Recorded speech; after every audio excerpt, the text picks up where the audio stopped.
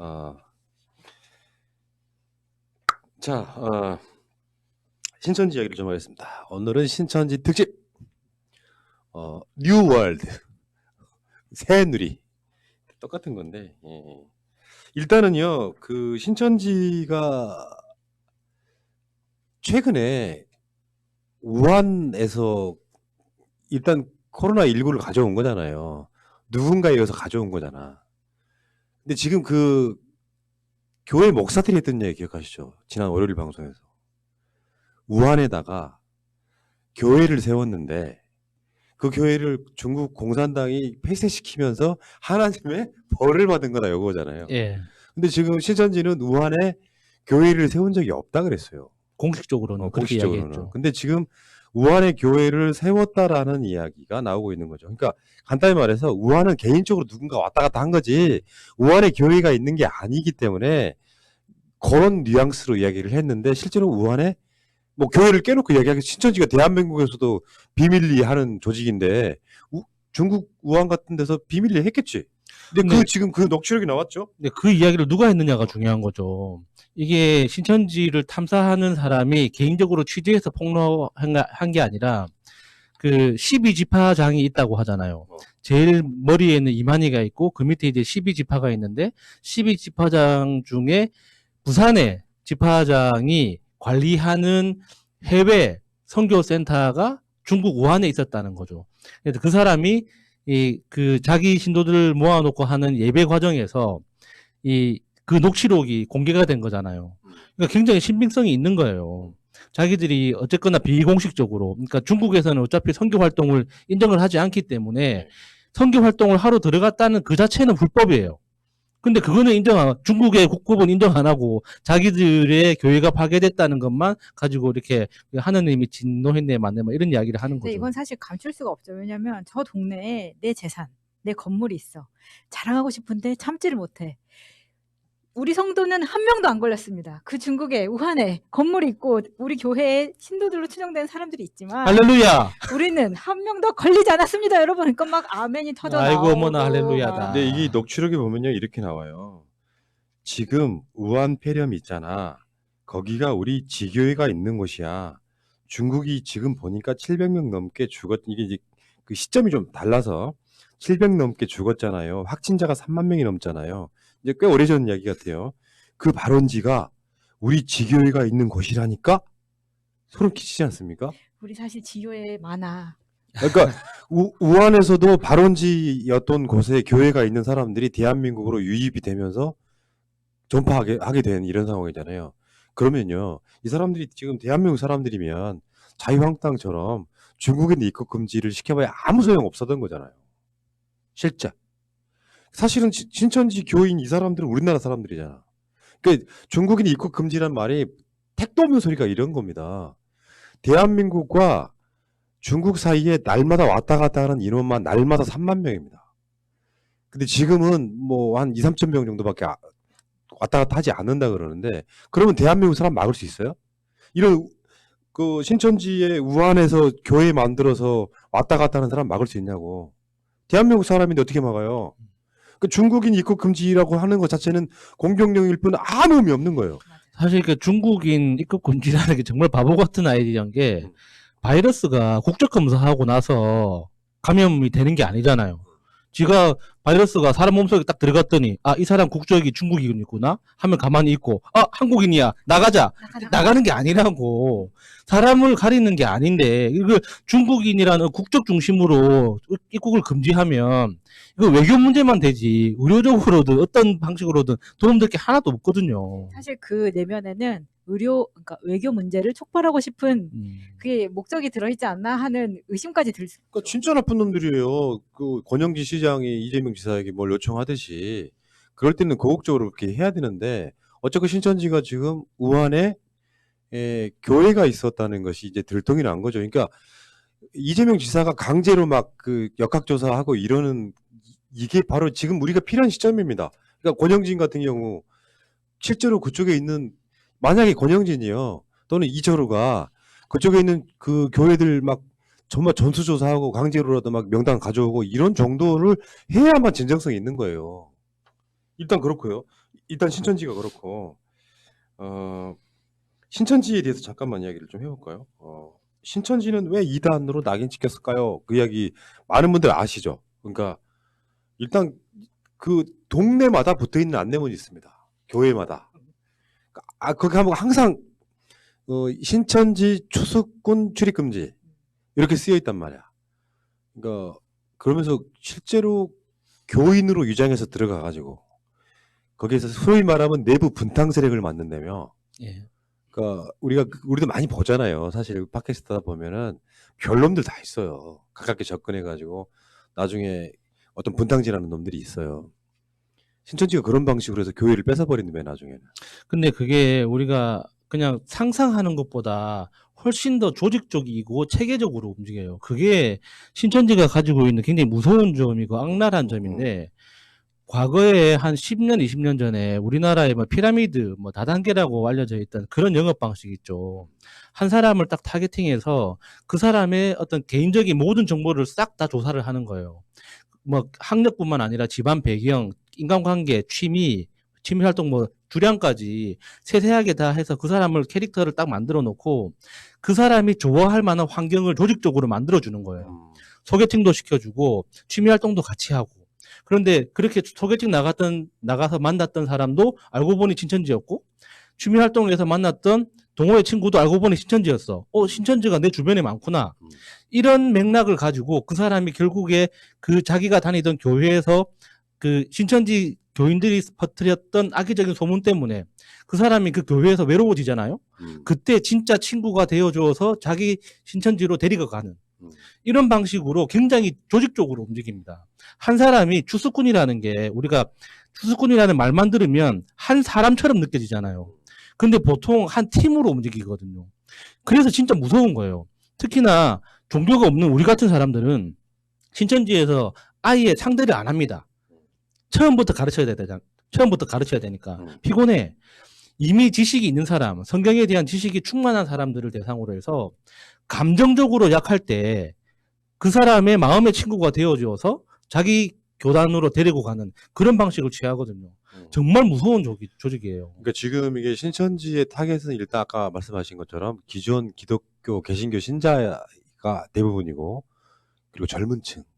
그러니까 이건 이제 사회적 문제이기도 한데요. 그 청년들의 일자리도 사실 문제는 문제잖아요. 예전에 대학 졸업하면은 웬만한 다 취직했던 시절이 있었습니다. 그때는 사람 자체가 많이 필요하던 시기였었고, 지금은 이제 직장 구하는 데 있어서 가장 많이 고용하는 것이 공무원이다 보니까 대학교 졸업하면 공무원 시험으로 많이 들어가는데, 그렇지도 저렇지도 못하는 사람들 있잖아요. 그러니까 주로 신천지의 타겟은 20, 30대예요.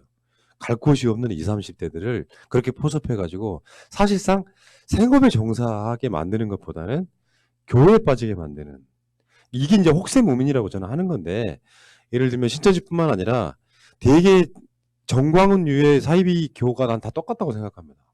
사람을 현혹시켜가지고 정치적으로 써먹고 헌금 걷는 데 써먹고, 그 과정을 거치면서 국민들을 현혹시켜가지고 그게 이를테면 이제 자신들이 부를 축적하는 용도로 쓰는 거죠. 그러니까 이런 방식으로, 그러니까 사실 신천지를 욕하게 오고 있기는 하지만 정광훈은 뭐가 다르냐고요. 그 정광훈과 친한 기독교 근본주의자인 황교안은 뭐가 다릅니까? 사실 똑같아요. 아니 생각해봐봐. 이만희가 뭐 지금까지 무슨 일종의 이제 그 김남이라고 같이 사실혼 관계에 있던 전부인이 있는데, 이 사람이 그러니까 이만희 욕하는 거 보면 기가 차죠.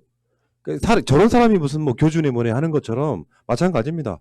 일부의 정말 깨끗하신 목사님들을 제외하고는요, 특히나 문재인 정부 공격하는 개신교 목사님들 한번 털어봐. 조국 털듯이 검찰에 한번 털어봐. 그러니까 그 이단 사이비에 대해서 연구하는 학자들 이야기를 들어보면 전 세계적으로 내가 예수다, 내가 재림 예수다라고 주장하는 사람이 한 35명에서 40명 정도 되는데, 그 중에 30명이 한국에 있답니다. 그 이야기 들었을 때 진짜 너무 어이가 없었거든요. 그렇게 내가 예수라고 직접 주장하는 사람이 있다는 것도 신기한데, 전 세계의 예수 중에 대부분이 한국 사람이야. 그게 얼마나 놀랍습니까? 근데 문제는 그 30여 명에 달하는 예수라고 주장하는 사람들이 각각 다 자기 교세를 가지고 자기 교회를 가지고 있다는 거죠. 교회가 있다는 건 신도가 있다는 거고 그걸 믿는 사람이 있다는 뜻이잖아요. 대한민국이 그 경제적으로 성장을 해도 아직까지 좀 부족한 부분이 있다는 거에 대해서 정말 절감할 수밖에 없는 거죠. 네, 그런 부분에서 이만희는 성공한 사람입니다. 네, 대성공한 사람이죠. 근데 자기들이 그러니까 뭐 얼마 전에 페이스북에 광고가 막 미친 듯이 나돌았었는데 30만 성도 확보했다고. 근데 이번에 이제 이 코로나 사태로 확인하니까 21만 명 정도였잖아요. 근데 여러 가지 기록을 세우긴 했어요. 10만 명이 동시에 무슨 뭐 수료식인가? 예배를 올리는 10만 명이 한 장소에서 동시에 하는 그런 걸 해가지고 이제 그 성도 자기 교인들끼리 축하하고 막 그랬었거든요. 네, 우리도 팟캐스트 할 때 보면은 어느 순간 저 밑에 순위에 있던 팟캐스트가 한 번씩 치고 올라와서 1위를 하는 걸 본 적이 있을 그쵸, 거예요. 그쵸. 맞아. 기억난다. 네, 하늘팟이라고 있거든요. 그게 알고 보니까 신천지 거였어요. 근데 그게 두드러지게 이제 보였던 거는 언제부터였냐면 2018년에 사실 그 광주 금남로에 까만색 옷을 입은 사람들이 그 금남로를 꽉 채운 영상. 그게 집회가 있었던 적이 있었거든요. 그게 이제 화순 펜션 질식사라고 사실 신천지로 이제 강제 개종 때문에 이제 딸과 말다툼 끝에 이제 딸이 사망하는 그것 때문에 신천지가 모여서 결집해서 집회를 하기 시작했고 이게 이제 막 전국적으로 되면서 하늘팟이 치고 올라간 적이 있었는데 제가 오랜만에 어제 하늘팟에 다시 들어가 봤더니 그런 게 있더라고요. 이번 분기에 가장 전도를 많이 한 2명을 인터뷰를 한 거예요. 그래서 그 전도 왕이라고 이제 하는데 그 2명이 전부 다 20대인 거예요. 그래서 이야기를 막 들어보더라고요. 그러니까 자기들은 분위기가 굉장히 쾌활하고 이것이 하느님께서 역사하신 저에게 주신 이제 소명이라고 생각하면서 보면은 일주일에 한 명씩 전도를 해서 1년에 50명 넘게 했다. 그래서 이제 왕이 된 건데 조금 더 자료를 찾아보니까 그러니까 인터뷰 안에서는 전도를 많이 했다고 뭐 포상을 받거나 그런 건 절대 아니라고 이야기를 하거든요. 그런데 찾아본 자료에서는 전도를 하지 못했을 때 내는 벌금이 있는 거예요. 이야, 대단하다 진짜. 그렇게 운영이 근데 보면은 트위터하고 팟캐스트 같은 데서 굉장히 결집력 있게 움직이거든요. 그러니까 지령이 딱 내려지면은 트위터에서도 해당 검색어를 빨리 그 트렌딩 단어로 딱 올려버리고 그런 결집력은 굉장히 센. 예, 그러니까요. 그러니까 이 맹목이라는 게 무서운 거예요. 맹목. 맞아요. 예를 들면은 지금 이 상황이 벌어지면 그쪽에서 뭐라고 하겠어요. 이게 다 하나님의 시험에 들게 하는. 그러니까 그런 식으로 해서 논리와 과학과 명분은 다 무시한 채 맹목적으로 뭔가를 하게 되는. 나는 이게 신천지의 문제가 아니고 대한민국 정치에 개입하고 있는 대개 대형교회 개신교 목사들은 다 똑같은 거예요. 지들은 뭐 이단이네 아니네 이야기하지만 어떤 목사가 하나님 나한테 혼나고 막 내 성도는 빤스 이야기를 하고 이게 그러니까 정광훈이나 이만이나 뭐가 달라요. 그리고 난 그 뭐 얘기가 좀 세긴 한데 종교 논쟁에 있어서 가장 핵심이 나는 그거라고 생각하거든요. 천지창조에 있어가지고 뭐 땅이 생기고 뭐 구름이 생기고 바람이 생기고 하잖아. 잘 생각해봐요. 갈릴레오 갈릴레이가 지동설을 주장하는 그 순간. 그러니까 이를테면 어떤 토속 신앙으로서의 기독교가 인류에게 뿌리를 내리기 시작해. 그 당시까지만 해도 천동설이었잖아. 땅은 평평한 것이고 지구를 중심으로 태양이 저 멀리 하나 떠 있고 하늘이 생기고 이런 거였잖아요. 근데 그게 과학에 의해서 지구라고 하는 땅덩어리는 그 많은 수도 없이 많은 것 중에 하나일 뿐이 증명됐잖아요. 나는 그 타이밍이 결국에는 기독교가 소멸하는 난 타이밍이었다고 보는데 아직까지도 그 기독교가 소멸하는 과정에 있는 거예요. 내가 말씀드렸죠. 유럽 선진국들은 기독교가 사실상 소멸하고 있다고. 그러니까 대개 80% 90%가 믿던 신자들이 대개 30-40% 밑으로 떨어져서 어떤 나라는 15% 미만으로 떨어졌단 말이에요. 한국 같은 사회에서는요. 그거를 그대로 받아들여가지고 종교로서 물론 어떤 믿음으로서 내가 그것을 안심할 수 있다면 혹세무민의 용도가 아니라 있건 없건 어떤 존재를 믿고 내가 뭔가 착하게 살고 이웃을 위하고 하는 그 안정의 의미로서의 하나님이라면 모를까 그거 혹서미문하는 사람들을 계속해서 이용해 먹으면서 부를 취하고 그게 나라를 흔들고 이런 짓거리 하는 건 나는 종교의 가장 폐해라고 봐요. 그러니까 창조론들이 나중에 그렇게 되면 살짝 더 바꾼다? 지금도 정확히 말하면 천동설과 지동설을 막 혼종해가지고 사람들 속이고 있는 거야. 천지창조가 말이 되냐? 그 각자의 마음속에 있는 거여서 뭐 제가 뭐라고 비난하기는 힘들지만 현실적으로 그러니까 종교 그러니까 크게 개신교와 천주교가 그 하부 조직이 있죠. 풀뿌리 조직이 작동하는 방식을 봤을 때 가장 큰 차이가 어디에 있냐면 천주교에도 풀뿌리 조직이 있습니다. 근데 이제 그 풀뿌리 조직이 하는 가장 마지막 활동은 학습이거든요. 어떤 방식으로든 성경을 재해석하고 여러 가지 공부를 하게 되는데 그나마 개신교 그러니까 천주교에서는 다양하게 해요. 역사 공부도 하고 지역사회도 공부하고 정치, 문화 여러 가지를 이제 스터디 모임을 하듯이 다양하게 공부를 하거든요. 근데 개신교는 글자 그대로 성경 읽기, 성경 외우기, 성경 암송하기 이런 활동 중심으로 하다 보니까 사람들이 어떤 새로운 정보에 대한 감각이 없는 거예요. 저는 그게 제일 무섭다고 생각하거든요. 이게 종교 활동이 굉장히 좋은 방향으로 작동을 하기 시작하면 사회적으로 선한 영향력을 미칠 수가 있는데 특히나 11조가 강조되는 교회들 있죠. 그런 교회들일수록 그 풀뿌리 조직에서 하는 학습 활동이라는 게 결국에는 목사님 설교 다시 한번 복습하고 서로 외웠는지 확인하고 찬송하고 기도하고 끝나는 이런 방식이 계속 반복되다 보니까 사실 생각하지 않는 사람들끼리 모인 집단밖에 안 되는 거예요. 그러니까 제가 드리고 싶은 이야기는 그런 거예요. 뭐 기독교를 그러니까 믿으시는 분들 입장에서는 불쾌할 수도 있는데 이 현세가 보장되지 않는 현세의 행복과 어떤 그 평화를 보장하지 않는 방식으로 내세만을 앞세우는 기독교는 저는 그게 이단이라고 생각하는 거예요. 하나님 믿고 없고 뭐 예수님의 부활을 믿고 안 믿고의 문제가 아니라 그것들이 자꾸 현혹이 되면서 세상을 어지럽게 만드는 겁니다.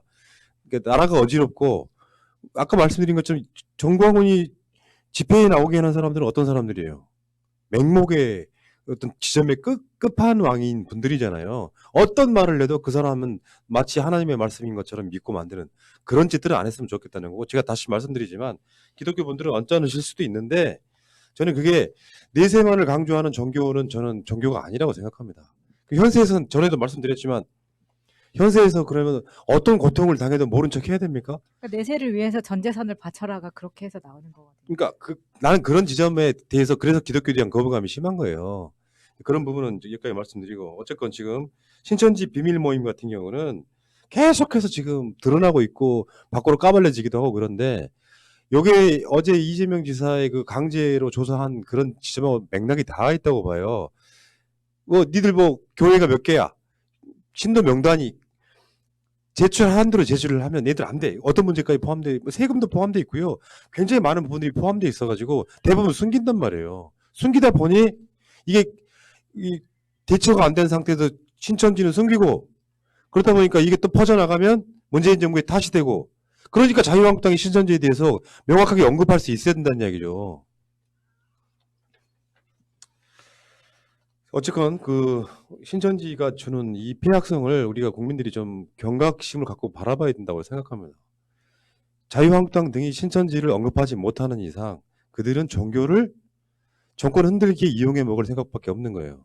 황교안이 정광훈한테 지금 뭐 감옥에 갇혀 있긴 합니다만 옥중서시인의 뭐네 요짓거리 하고 있잖아요. 네. 그래서 주말 집회 또 하자 이렇게 이야기하는 거 막아줘야죠. 그게 진정성이죠. 그렇지만 그 집회에서 3억씩 거치는데 포기하기는 힘들다고 봅니다. 그것도 현금으로. 그러니까. 보이지 않는 것을 믿어야만 되는 거. 그게 종교의 가장 폐악 아닙니까? 그래서 너는 믿음이 없으니까 보이지 않는 건 믿지 않는다. 내세를 믿지 않는다. 하나님을 믿지 않는다. 믿는다는 말이 무슨 뜻인데? 내가 어떤 아젠다를 세워놨는데 그 말을 믿냐 안 믿냐예요. 하나님 있다고 믿느냐? 믿는다는 말, 그 말이 신뢰한다 이런 거잖아요. 나도 너무나 과학적인 영역만 얘기하고 싶어 하는 사람은 아니에요. 나는 신이 있을 거라고 믿어요. 내가 전에 집회 가서 이야기했잖아. 귀신이 있다고. 난 그렇게 믿는다고. 다만 그런 것들이 인류의 삶에 있어가지고 남들을 착취하는 도구로 어떤 놈은 돈을 벌어 처먹고 어떤 놈은 정부를 힘들게 하고 이런 쪽으로 사용되지 않았으면 좋겠다는 게 제 생각입니다. 아, 지금 스텝이 와야 되는데 고양이가 밖에서 너무 떠들어가지고 왜 저렇게 우는지를 모르겠어서 계속 울었잖아요. 어디 무슨 이렇게 줄 같은 데 걸려 있을까 봐. 자, 그 이야기는 여기까지 할게요.